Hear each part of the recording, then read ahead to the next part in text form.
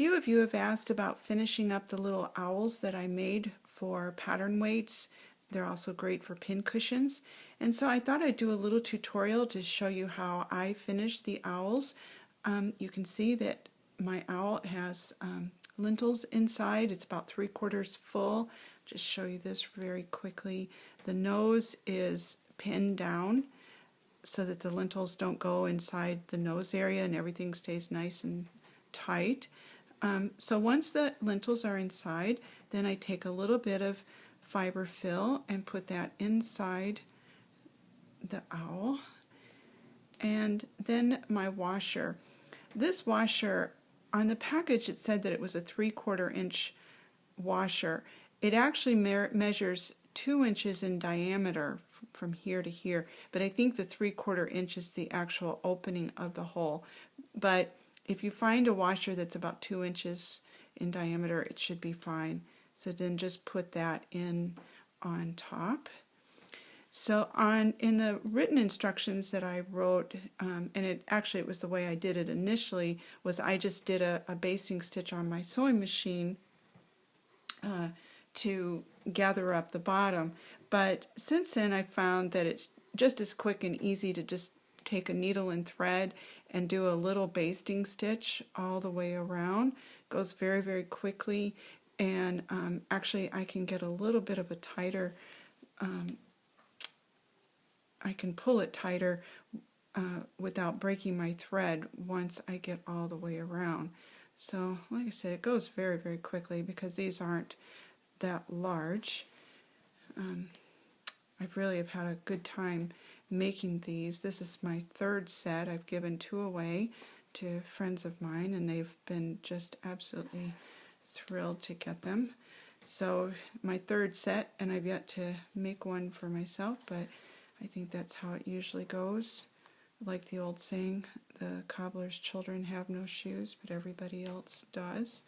So eventually, as much fun as they are to make, I think eventually I will get a set made for myself. Okay, so I'm all the way around, so I'm just going to pull my thread tight. And you really want to pull it tight. Remember, we have a little bottom that's going to go to cover all of our basting threads, so it's not important that this is absolutely perfect, just so it's nice and secure. And I run my thread through a few times.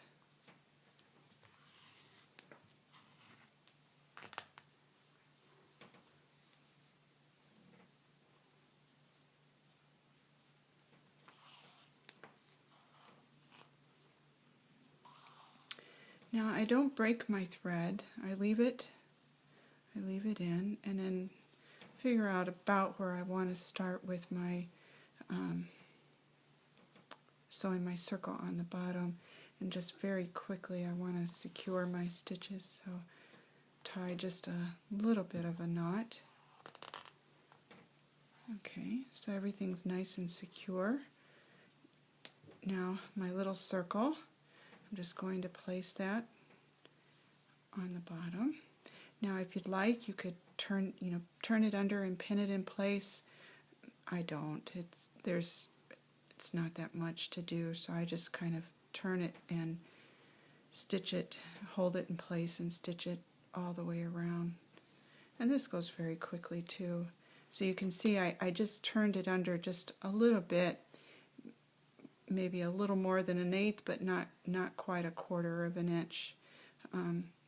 Don't get a ruler out to measure it, just so it looks nice is what's important. I used wool for my owls. This is actually a very nice little piece of wool.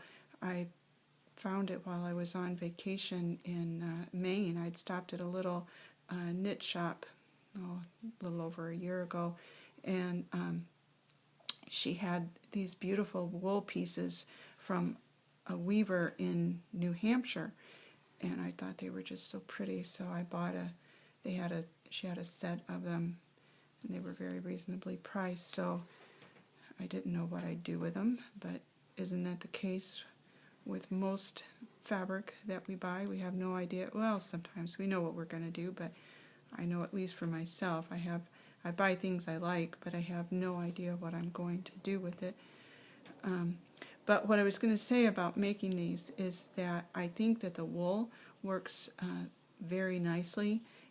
It holds its shape, and it just looks nice, and you can use just scraps of things, so works out great. Now, if you wanted to use cotton or any other scraps that you have, I'm sure it would work out just fine.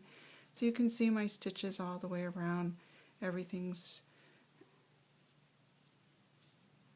holding its place very well.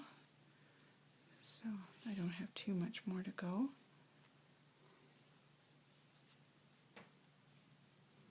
The nice thing about wool too is once you fold it under, it just stays very nicely.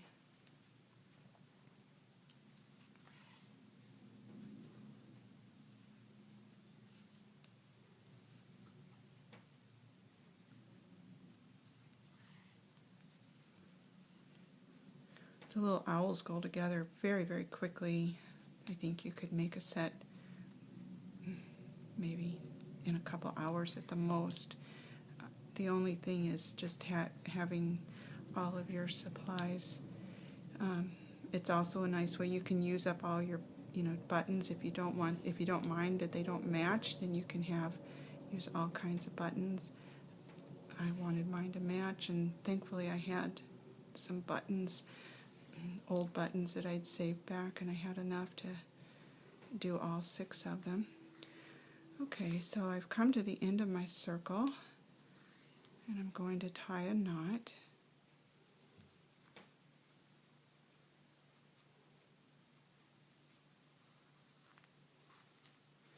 Do a couple of knots. After all your work, you don't want it to all fall apart just because you didn't tie enough of a knot. I usually stick my thread back in and bring it out. Okay, so our little owl looks very nice. It's cute.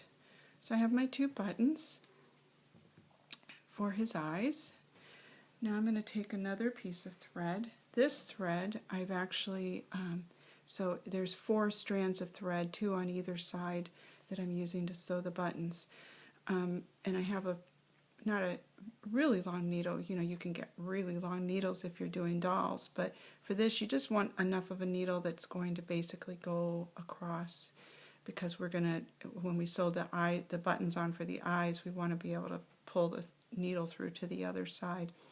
So to start this, what I do is I go underneath the nose, pull it down, and then get it underneath. Come back into the nose again.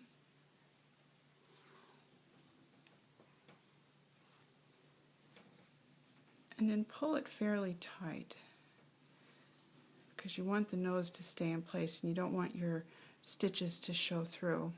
So once you've done that, just stick the needle in and then come up approximately where you want your eye to be. Pull it tight and then do just a little bit of a stitch there to hold your stitches in place. So that'll keep the nose nice and tight. Everything's anchored to start your eyes. So my buttons have 4 holes. Doesn't really matter if it has 4 or 2. So now you see all of your stitching is going to be done from the top side. And I basically just go around in a circle.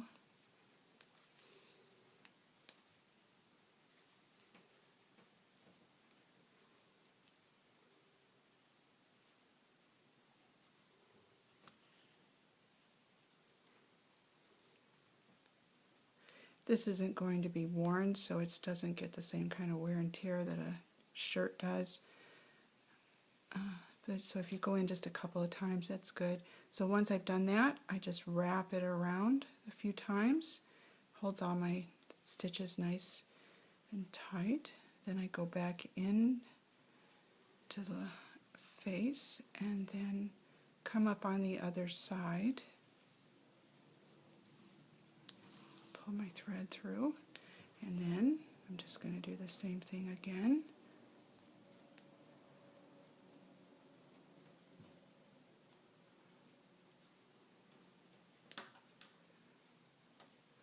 Untangle my thread.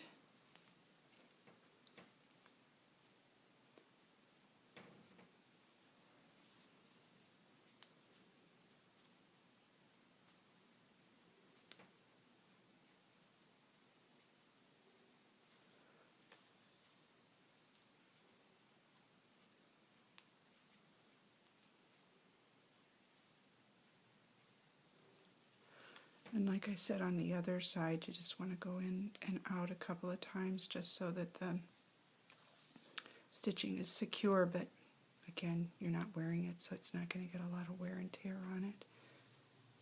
Alright, so I've gone in a few times, wrap my thread around, pull it tight.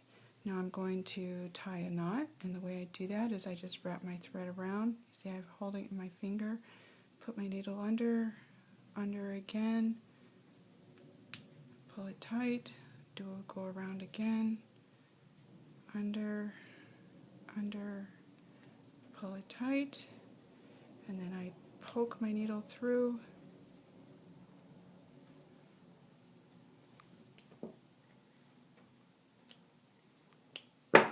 clip my thread.